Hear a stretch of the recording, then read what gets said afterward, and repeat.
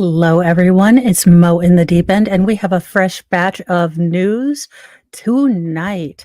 Welcome, Eris and Jude and Christine and JKD Buck and Cindy Lou Woot. And in hysterical and prescient YouTube news, Chunky Yogurt from the Young Turks has announced his run for president. Hello, Rabbit. And I am here for it. If only, okay, this is terrible of me. If only for the hysterical political ads, well, opposition political ads of him espousing pro man animal relations on a loop. Just feed it to me, you know, day after day, just on a continuous loop. I am ready for it. Welcome, Fast Group and MLS. Well, if Cenk Uygur running for president doesn't entertain you, I don't know what will. Hello, Pixie and Debbie W. And I think I've gotten everyone so far. So, Young Turks host Cenk Uygur announces run for president as a Democrat. The Young Turks creator and podcast host Cenk Uygur is running for president in 2024. The 53-year-old Turkish-American political commentator and creator of the left-wing news program made the announcement Wednesday. He's also selling a book. So let's be real, people. Welcome, Carlene. So, if not for that. Now, there's this little problem that he was actually born in Turkey, but he was born to US citizens, so he might be able to Ted Cruz his way into this whole thing. His On his campaign website, Uygur is advocating for paid family leave, higher wages, a public option for healthcare, and an end to gerrymandering. Well, there you go. Quote, Biden created 4 million jobs in his first 3 years. Trump created 6.4 million jobs in his first 3. You posted on X Wednesday, Biden more than doubled him. Guess who has a 19-point lead on jobs? Trump, because Biden has no ability to make his own case. Time for a new candidate. Oh, wow. I didn't realize I'd gone up. Wonderful. Well, thank you guys. It's really all you guys. So thanks. Okay. On his campaign website, Cenk for America. Dear Lord. I'm still voting Bigfoot, you guys. I really am. Uygur said that the 2024 election is the most important of our lifetime. I'm so tired of every election being the most important. It's the most importantest. Citing statistics that show that President Biden is trailing former President Donald Trump, he said his policy was the way to win. Well, it's not. I don't know. I feel like I should buy a lottery ticket. But I don't ever buy lottery tickets, so then I'd spend 15 hours in the line trying to pick one, and I'd feel like I'd be that asshole who spends 15 hours in line trying to pick up a lotto ticket, and I don't wanna be that jerk. Specifically, his campaign cited support for paid family leave, higher wages, a public option for healthcare, and an end to gerrymandering that manipulates electoral district boundaries to favor certain parties. Yeah. Well, again, he also has that unfortunate video clip of him, again, promoting that if he were emperor of the world and given unlimited power, he would not prosecute men or, let's say, humankind giving pleasure to animals. So, uh, look, I am I am with him to the bitter end because I wanna see that on every political ad. But in terms of being a good person, I don't know that. President Biden's has a disapproval rating of 53.9% and an approval rating of 39.5%. Well, Congress has an approval rating of, I think, 3%. So, you gotta look at it. So, anyway, I'm not gonna go over his. If you would like to know more about Chunky Yogurt's awesome presidential campaign, you can go over to his website, but it seems like a stunt to sell his books. Also, because I think he's politically in or constitutionally in a gray area because of his birth in Turkey, and I don't know that his parents it's a gray area. I I don't know. And I doubt that he'll get backing from the Democratic Party that's already thrown RFK under the bus. If you're gonna throw a Kennedy under the bus, I don't know that you're gonna, pick up pretty much. I don't know that you're gonna pick up a Uyghur, but I am done trying to figure out what people are doing in the outside world. Um, well, I tend to think that RFK's this is not a political show, but I think RFK's views on certain things like gun control and things like that are a little too out there for most conservative leaning independents, that he's not going to pull from that much of the at least right-leaning libertarian side, which is why I'm voting for Bigfoot, people. I'm telling you, write in Bigfoot and yeah. In other news, and F around and find out, as I said last night, I'm sure as I kind of predicted, the Chans have been hard at work, and a doxing truck is driving around Harvard showing the names, photos of students who blamed Israel for the Hamas attack. Now,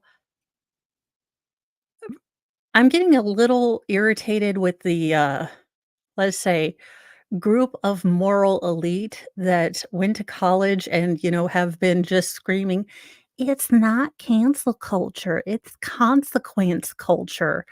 And then suddenly having them lose their freaking minds because, "Well, we didn't mean to sign that, like, we can't read cursive. It was written in wingdings, and we could not read what that letter actually said. Um, please don't take our jobs away, preposterous." Um, I'm getting a little bit I I'm just getting a little bit tired of the people that would go back, through 12 years of someone's tweets and get someone fired for something they said in, like, the early aughts, but they write their name to something and then they're like, "Oh, no, we didn't really mean that now that our jobs are on the line." A doxing truck is driving around the campus of Harvard University with digital billboards that display the names and photos of students who allegedly signed a letter blaming Israel for the Hamas attack. Um, a giant video screen hung on the sides and back of the truck displayed the words Harvard leading, you know, bad people in Gothic script over a slideshow of the Ivy Leaguers' headshots and names in bold red block letters. Look, y'all, I told you the Chans were not going to be silent about this. The 4chans, the 8chans, the weaponized internet was not going to let this go. Oh, dear Lord. Well, I mean,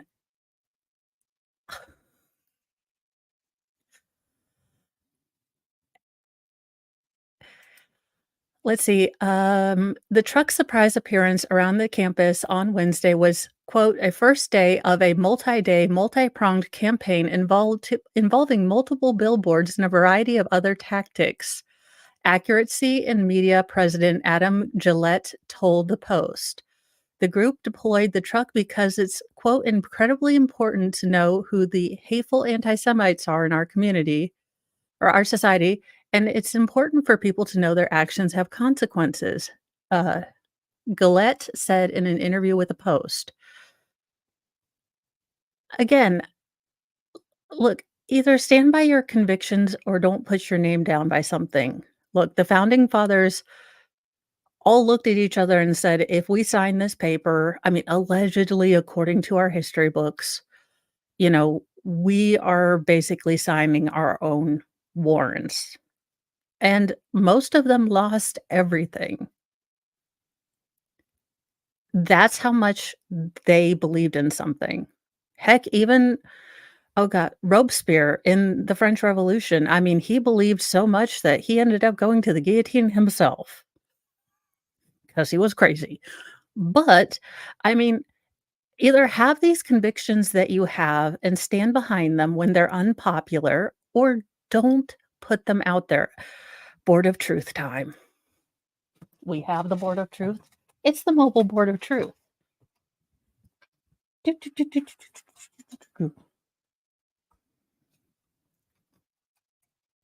See, because these are the same people. Oh, that's a fun sound. Doop, doop. That when you used to hang out with them and they found out maybe you voted a different way and maybe you had a little red hat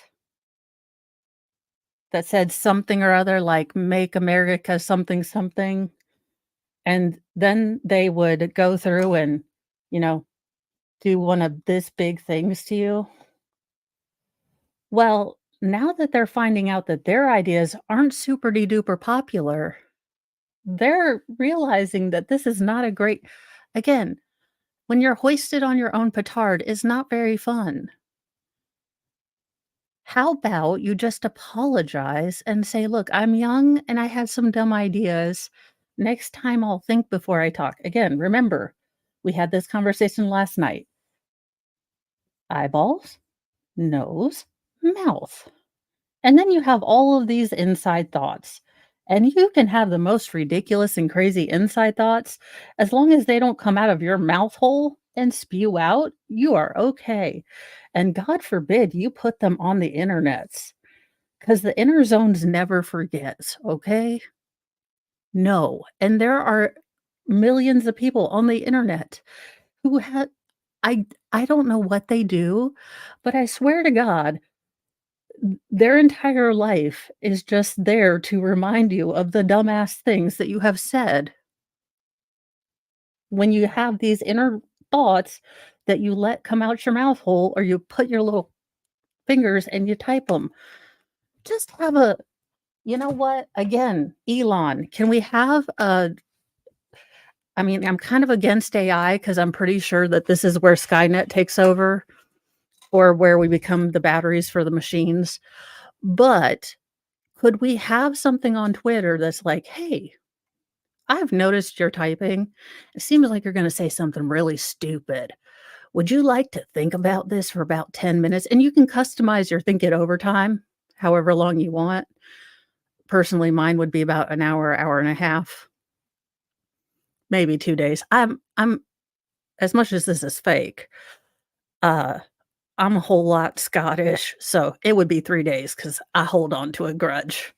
I'd be like, "Still hate that person." So it'd be a whole week. I just have to but you could and then it would just say, "Oh, you still want to send that? Okay, you've thought this all the way through." I'm just saying, you guys have, again, signed your name to something. Oh, thank you guys. I love Lucille Ball. She's my favorite. My favorite movie of hers is, well, I have 2. The Longest Trailer and, Yours, Mine, and Ours, the original. But any hoozle, these Harvard students are learning really quickly that the real world is not the Ivy League elite. Yeah, look, I can't explain. Oh, no. Oh, believe me, I have a Tumblr that says, "Forgive and forget, I neither have Alzheimer's nor am I Jesus." I mean, look, I may struggle with forgiveness. Like I said, Steve Gosney is the good Christian. I am the one that look, I'm hoping God grades on a curve. I'm just aiming for purgatory. That's all we got to say. In other news, since I'm tired of Mesopotamia, a judge caught on phone during toddler's murder trial sent over 500 texts and called the dead boy's mom liar, liar. Uh, where did I get what?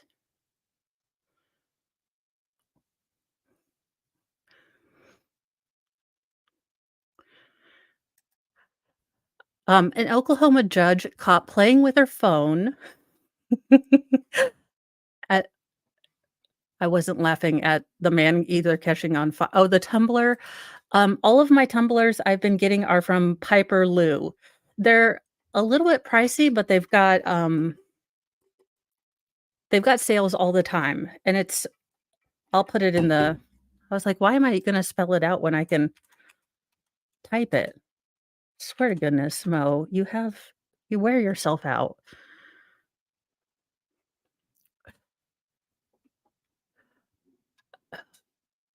Okay. An Oklahoma judge caught playing with her phone as a mother sobbed about the murder of her child faces formal push to remove her from the bench after it emerged she sent 500 texts to her bailiff, including some ridiculing the prosecutors and calling the dead toddler's mom, quote, liar, liar. The Chief Justice of the Oklahoma Supreme Court recommended the removal of Lincoln County District Judge Tracy Soderstorm in a court filing Tuesday following an investigation by the state's Council on Judicial Complaints. Soderstorm, who had only been sworn in as a judge in January, had been caught on surveillance footage in June constantly playing with her phone during Christian Martel's Martizal's trial for the murder of a beaten 2-year-old Braxton Danker. What is wrong with you? Ugh. When the toddler's mom, Judith Danker, took the stand as a key prosecution witness against Martizal, her boyfriend Soderstorm texted, quote, "Can I please scream liar, liar?" Quote, "The state just couldn't accept that the mom could kill her kid, so they went after the next person available," one text said, according to the complaints board's filings. What is wrong with this woman? She does not need to be a judge. Soderstorm's messages also question whether a juror was wearing a wig if a witness has teeth and inappropriately admired a police officer who was testifying as pretty. Quote, "I could look at him all day." So basically, she was in our chat. See how this is. Uh, but she's a judge. We're in our chat. I'm a redhead on the internet. I don't have to be held to any standards other than my own. Uh, The judge also repeatedly referred to District Attorney Adam Panter, saying he was, quote, "sweating through his coat" while questioning potential jurors and asking, quote, "why does he have baby hands?" Soderstorm also texted a laughing emoji to the bailiff who, quote, "made crass and demeaning reference to the prosecuting attorney's genitals," the, fi- the filing states. Good Lord. Another text describes the defense attorney as, quote, "awesome," and asked, "Can I clap for her?" At one point, she also allegedly discussed sentencing with the bailiff, saying a second-degree manslaughter charge would only get Martizal 2 to 4 years behind bars. He's already served that, the bailiff responded, to which Soderstorm simply replied, "yes." In the end, Martizal was convicted of second-degree manslaughter for Denker's 2018 death and was sentenced to 4 years with credit ah, English, with credit for time served. Danker, meanwhile, pleaded guilty to enabling child abuse and was sentenced to 25 years behind bars. When questioned by the Council on Judicial Complaints, Soderstrom said her texting quote, "probably could have waited," she said, though she thought, "Oh, that's funny, move on," according to the filing. However, Chief Justice John Kane V wrote in the filing to remove her that her pattern of conduct demonstrates gross neglect of duty, gross partiality, and a lack of temperament to serve as a judge. The totality of the text messages gives the appearance respondent believed the defendant was innocent and she wanted a particular outcome in this case, Kane wrote. And my guess is she's going to have to get um, these cases are going to have to go back to trial. I don't think that she's going to be able to, or let's see. Soderstrom has been temporarily suspended from her position since she was exposed for being on her phone during the trial. Her attorney told the Oklahoman that she, quote, takes these allegations very seriously and is requesting the entire record from the Council on Judicial Complaints so that she can respond appropriately. But in a statement to the local newspaper, District Attorney Adam Porter said, quote, "It is now well publicized that Judge Soderstrom spent many hours of a murder trial involving the brutal beating death of a child glued to her cell phone on social media rather than paying attention to the evidence. But what is, in my opinion, even more obscene is how we are aware from the allegations that Judge Soderstrom actively attempted to undermine the state's ability to successfully prosecute a child killer."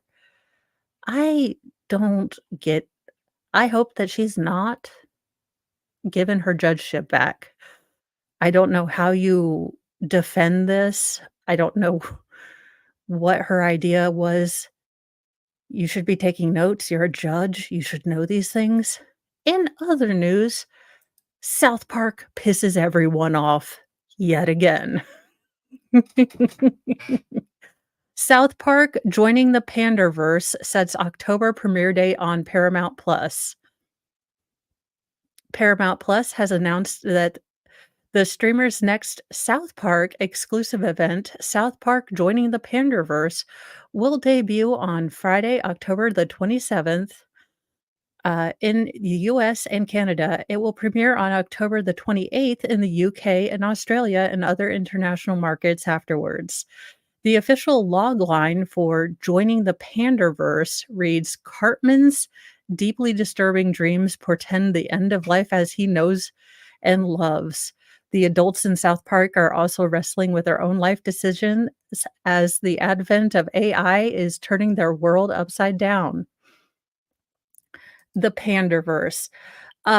So it's poking fun at how all the new remakes of movies are either doing gender swaps or race swaps. So as you can see, Cartman is now basically all the characters are women of color now. And this is getting some huge blowback. Well, yeah, but, apparently some people are big mad. The teaser for the exclusive event promises the quote or the return of, quote, "all your favorite South Park characters, but maybe not quite as you remember them." The clip features Cartman, Kenny, Butters, uh, and Kenny. Maybe they mean Kyle, or they have Kenny twice. As female characters, at the end, Kyle sits in the office of PC principal and asks him, "How does this even make any sense?" For 4 previous South Park exclusive events have already been released and are available to watch exclusively on Paramount. So, definitely, this is going to tick everyone off. But South Park has been doing that for years, and I'm here for it. I love South Park. I grew up with South Park. I wasn't even allowed to watch it when I started watching it, so I am here for it. And, of course, we erased the redhead. Former NFL player Sergio Brown to be charged with first-degree murder after mother found dead. So, he will the last story we did on Sergio Brown, he was still in Mexico, so I think they have finally found him, I think. He made that really weird YouTube video or Instagram, some sort of TikTok, Instagram, one of them things. He Former NFL player Sergio Brown will be charged with first-degree murder in connection with the death of his mother, according to officials in Illinois. Myrtle Simmons Brown, 73, was discovered dead in a creek behind her home in Maywood, Illinois, on September 16th. Police said Brown lived there as well. Last month, Maywood police stopped short of naming Brown as a person of interest, but said they would like to talk to him. At the time of Simmons Brown's discovery, both Brown and his mother were originally classified as missing persons. Brown is a former safety for Notre Dame who played 7 seasons in the NFL. A few days after Simmons' Brown body was found, videos of Brown surfaced on social media where he appeared to be outside the U.S. In one of the videos, Brown claimed to have been kidnapped twice, while in another video, he appeared to be laughing while surrounded by messages from the movie Finding Nemo. Brown has been in the U.S. custody since Tuesday in San Diego after re-entering the country from Mexico. A warrant was issued for his arrest, according to the police. He is awaiting extradition from San Diego and will be charged with first-degree murder, Maywood police say. Family shared a letter with Nexstar WGN last week demanding an update on the case and justice for Simmons Brown, a woman they described as being beautiful, loving, and inspirational soul. So, yeah, I'm wondering if they are going to look at that. I I mean, the brain is nothing to play with. So, I wonder if that's going to be something they look at. I know that, in the original stories where he was where things were just starting to percolate when he was just a missing person, they did, that can be taken several different ways, and that actually goes into the next story, but I know that when they were first starting, as a missing person, he was acting bizarrely, people were saying, and as that's a really good segue, head injuries can happen when balls fly in your face, beware. Grand Theft Auto Stripper Edition brought to you by Indiana, my home state. Indiana woman steals a car from dealership to drive to exotic dancer interview. You always steal for the job you want, not the job you have. So I hope she had a good car to go to. What the actual heck? Okay, head injuries happen when balls fly in your face. Beware.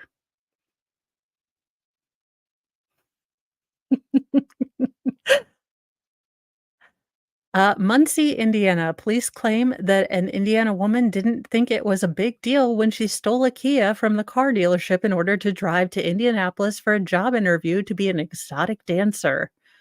Oh, please tell me your stripper name. Let it be Chastity. Let it be Chastity. Come on, Chastity.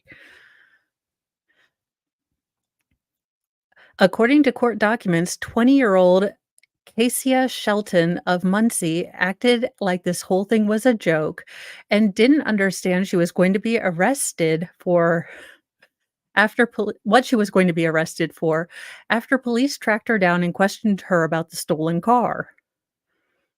Police learned of the theft on Monday after an employee at a Muncie car dealership called to report a 2013 Kia Optima was stolen from the lot. The employee told officers that Shelton came into the dealership and asked to look at the 2013 Kia Optima. The employee had been preparing the car for a test drive, but said the phone kept ringing, though he said no one was ever on the other end of the line when he answered. The employee reportedly told Shelton to wait a moment while he answered the phone yet again, but Shelton allegedly drove off in the Kia. According to the documents, police used surveillance cameras to track the stolen car and spotted it going south towards Indianapolis, then later returning to Muncie.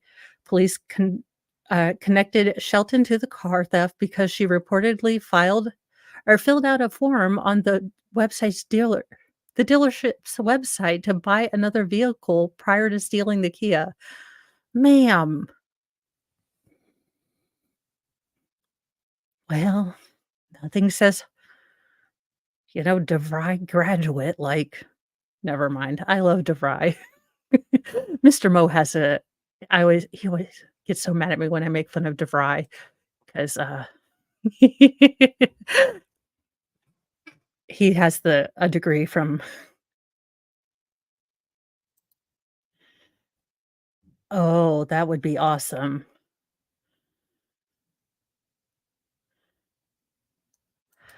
Well, I'm from Southern Indiana, so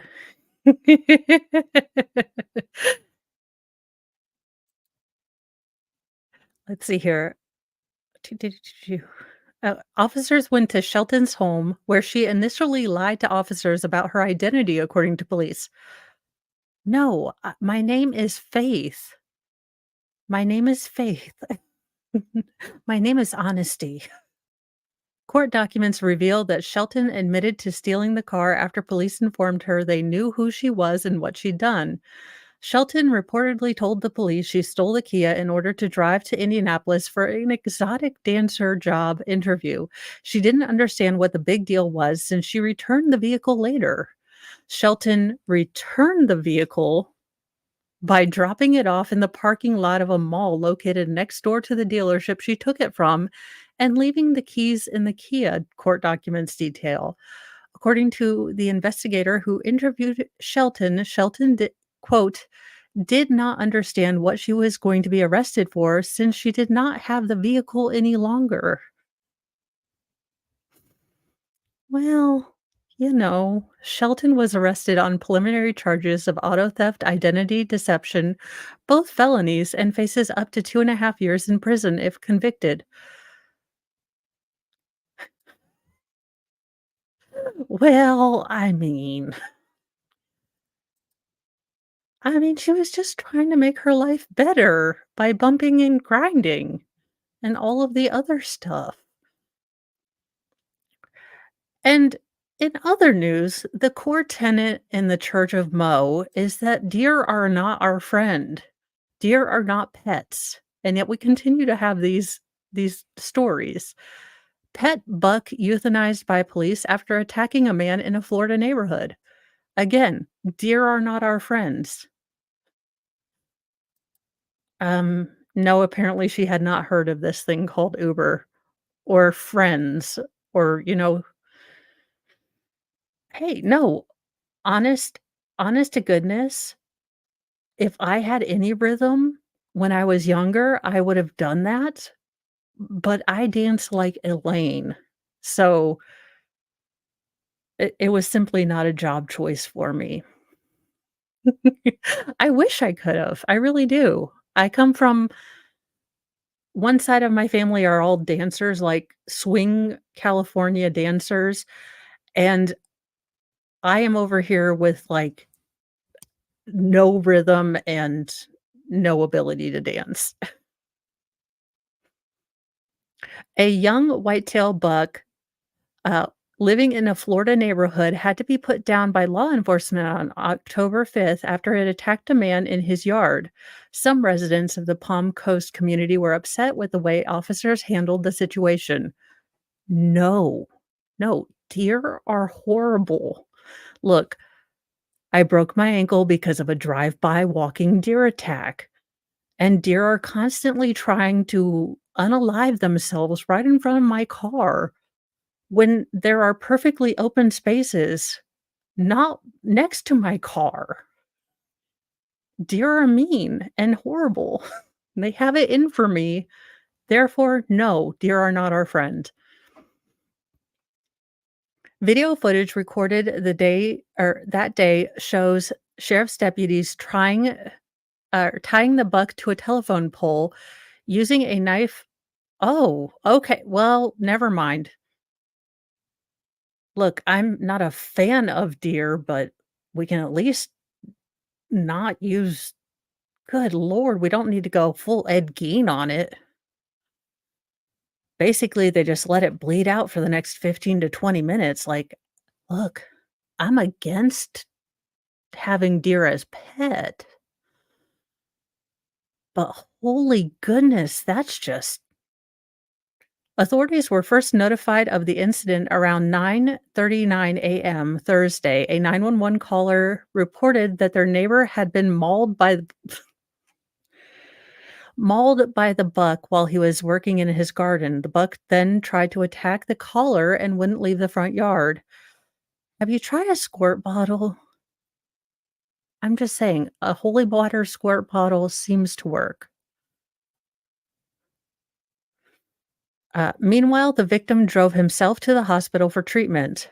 The Florida Fish and Wildlife Conservation Commission dispatched wildlife officers within the hour, but deputies with the Flagler County Sheriff's Office arrived at the scene first. The FWC advised the deputies to put it down if they got there first, but told them not to shoot the deer in the head since it had to be tested for chronic wasting disease, according to the report secured by the Observer. The state's postmortem CWD protocol requires the agency to remove samples from the brainstem. Interesting. Also, note to people, I did it when I was 7, do not drink holy water. They put perfume or something in there. It's a bad idea. You will not become a saint instantly. I learned this and horrified my grandmother. So, just a little life lesson.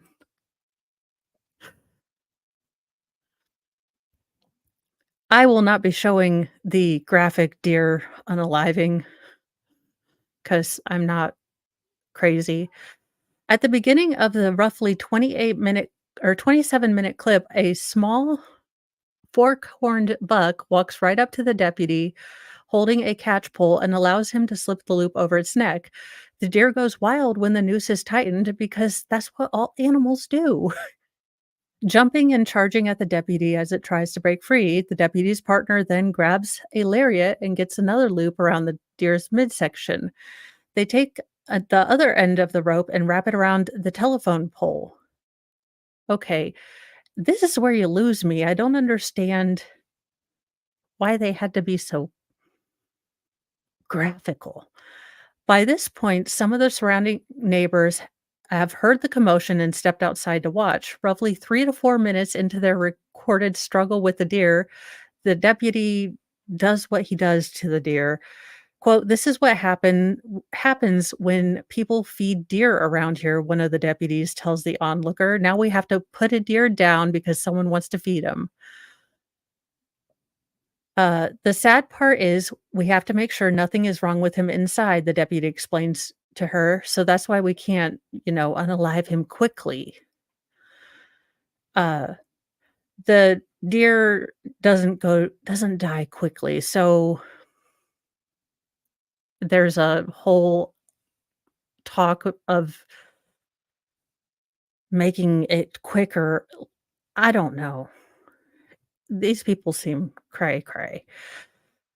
Quote, "I wasn't feeding him, but someone was," the victim says. "Want to know a story I heard on this guy? Someone raised him."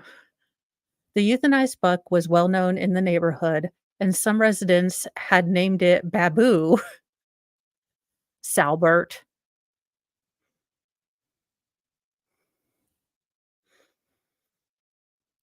Salbert, where were you? Were you in Florida? According to the Observer, the local news outlet also reports that on October 1st, just 4 days before the attack, a man in the neighborhood called the local sheriff's office to complain about the buck. He told them that the deer was living in someone's backyard as a pet. He expressed his concern that it was becoming dangerously comfortable around humans.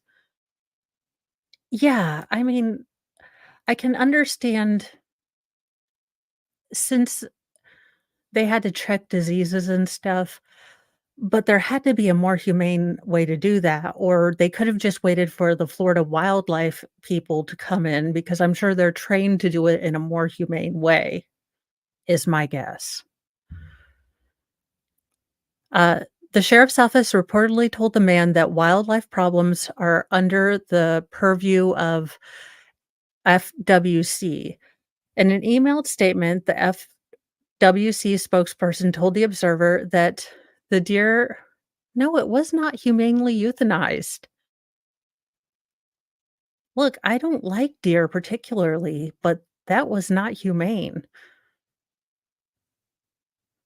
In other in other news, Neil Entwistle is still being a total dill hole, whiny crybaby booger face. Uh,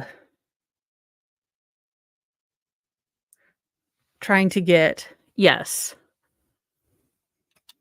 trying to get an appeal on his, conviction.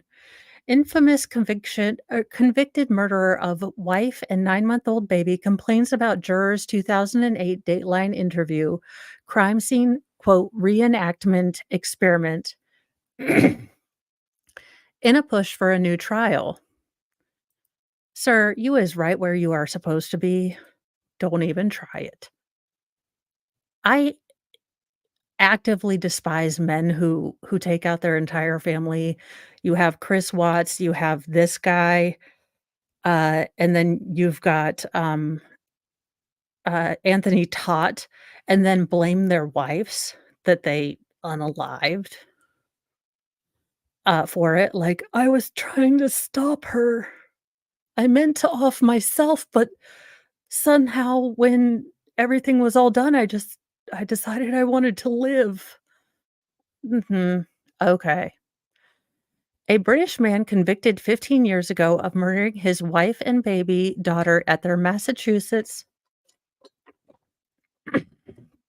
home is once again pushing for a new trial. This time, oh my god, in a pro se petition. Never mind, Neil Entwistle, you continue to be a giant douche canoe. I want you to do this. Please, please go pro se pro per. Complaining about a former holdout juror's 2008 Dateline interview about how she changed her mind. Yeah, Scott Peterson. Neil Entwistle, now 45, and serving 2 life sentences without parole in state prison for murdering his 27-year-old wife, Rachel Entwistle, and their 9-month-old baby, Lillian, apparently has not exhausted all his appellate arguments, despite filing a petition with the U.S. Supreme Court in 2012, only to see that petition flatly rejected at the start of 2013. I know. Oh my god.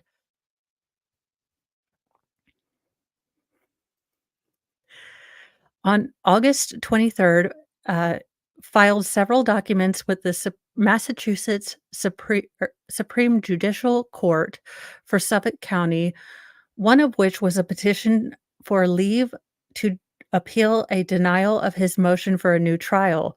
In that petition, Entwistle claimed that an extraneous crime scene, quote, "reenactment experiment" during deliberation, coupled with a juror's statement in a 2008 post-verdict Dateline interview are reason enough for a new trial.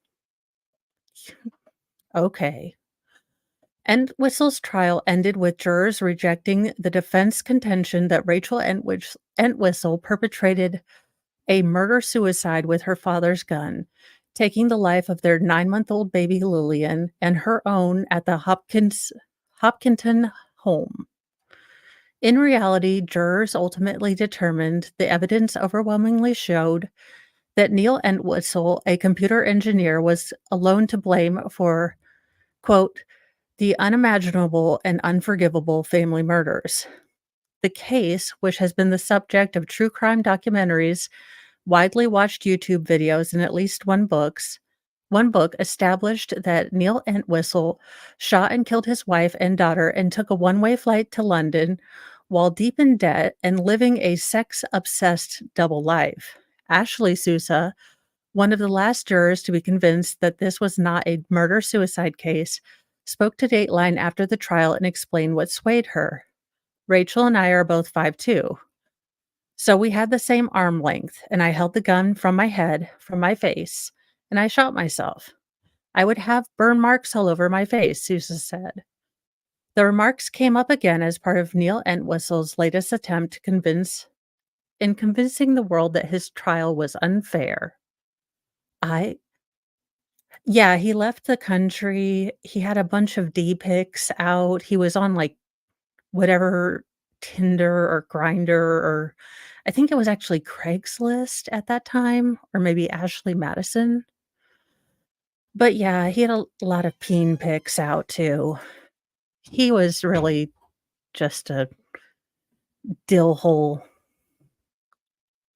Entwistle primarily argued in the typed petition brought and signed only by him that, quote, "extraneous reenactment experience that played out during jury deliberations." Quote, "I mean, postpartum depression is real. As a mother, I can tell you it's real," a juror told Dateline. "And I've had postpartum, but we actually went through the crime scene in that deliberating room. I mean, reenacted it. We went through."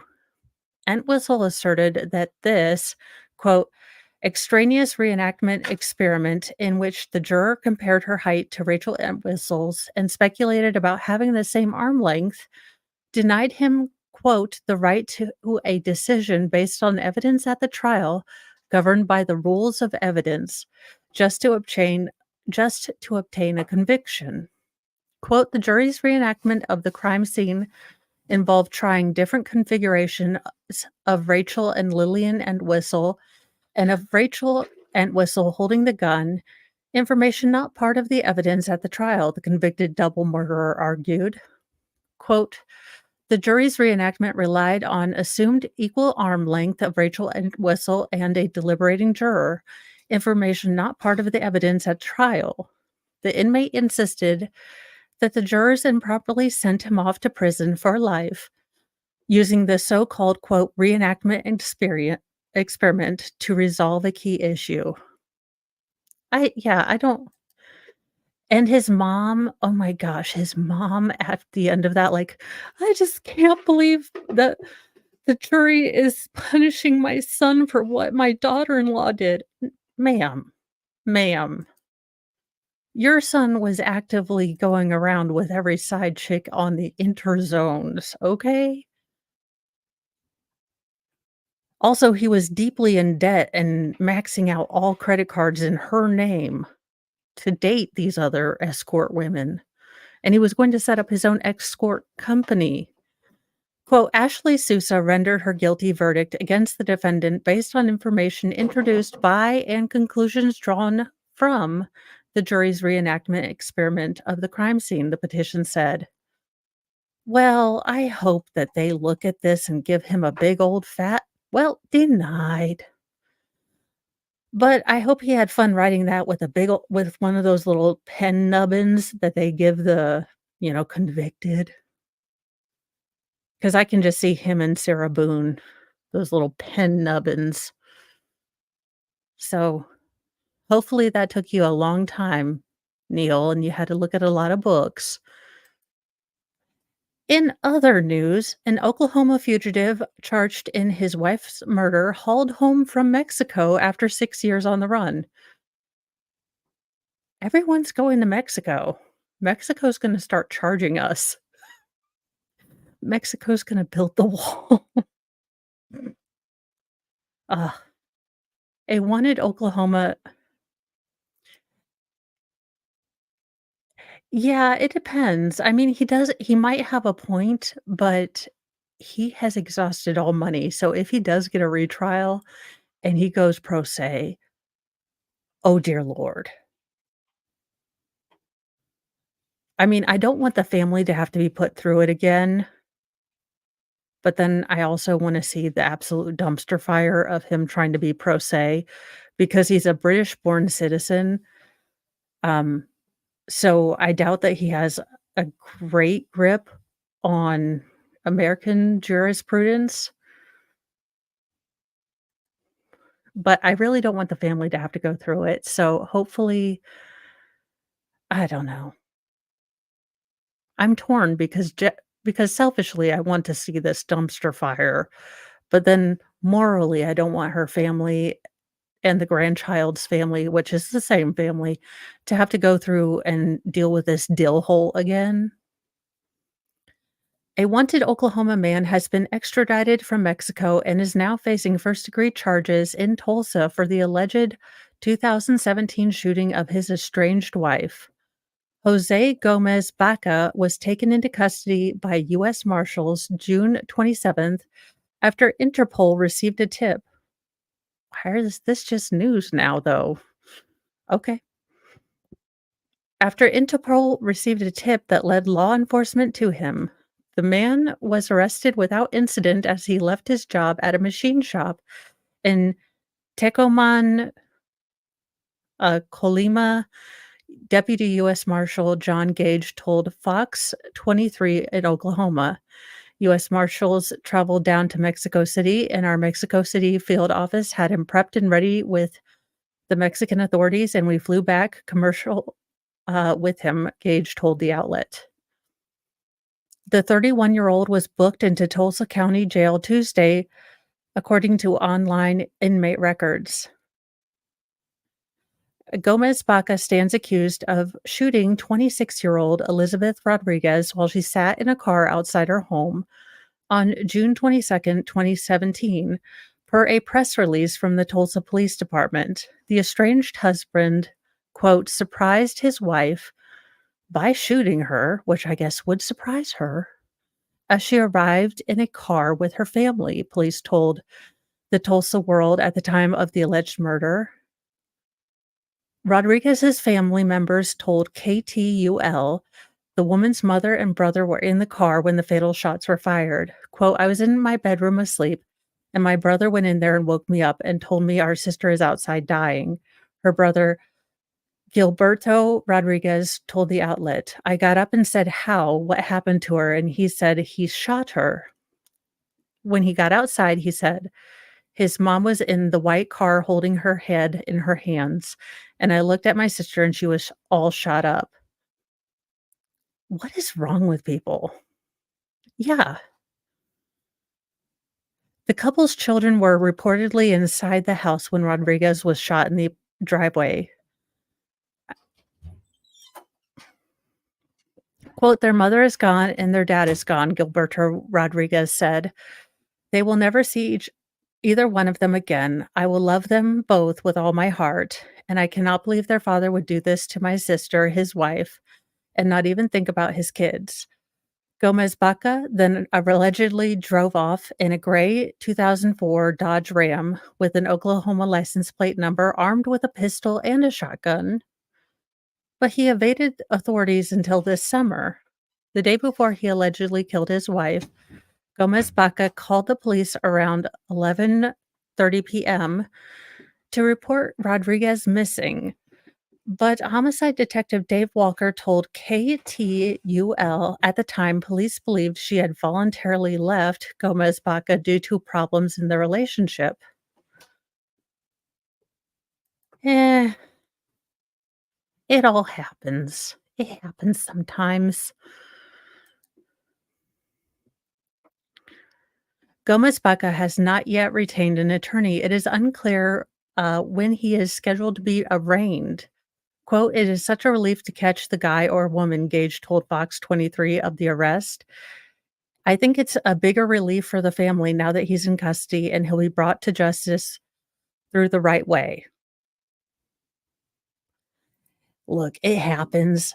When I get stressed out, when I get really stressed out, my first instinct is to giggle inappropriately, which tends to get me in trouble a lot. So I've learned to start biting the inside of my cheek. And, my face is, like, at 11 and double capital bold underline, but those are the news.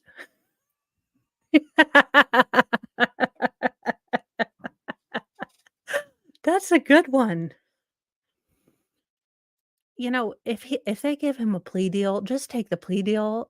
Don't Sir, look, I'm just a mouthy redhead on the internet, and I don't know if you're gonna see this in your prison, but just take the plea deal. You've already been a major douche. You have done the unthinkable and hurt your children immeasurably. Spare your children a trial. Just take the plea deal. Oh, yeah. But that is all for Nightly Newsy News tonight. I will be on later with, Kaiser Pineapple. That is, Mr. Mo getting ready for bed. So I will see you guys in a little bit. 9 p.m., we will be discussing Halloween movies and scary movies. I know a little bit about those. They're not my favorite type of movies. So I will see you guys in a little bit. Come back in the morning for more court, crime, current events, and chaos. Have a great evening, and I will see you then.